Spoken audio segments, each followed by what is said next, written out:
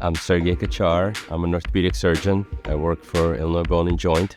I've been practicing for 17 years. Love my patients. They're everything to me. I treat everyone as a gift. They chose me to be their doctor. They trust me with their care.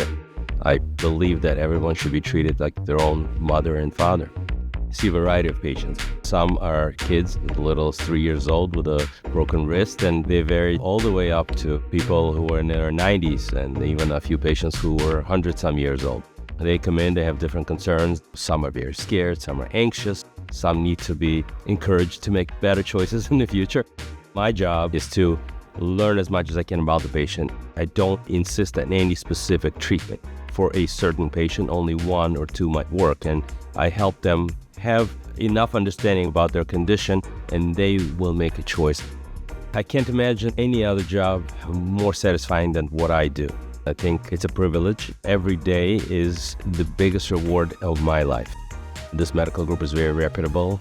It's probably the most resourceful group as far as various specialties and subspecialties of docs in Chicagoland area. I'm honored and I'm fortunate that I am able to join a company like that.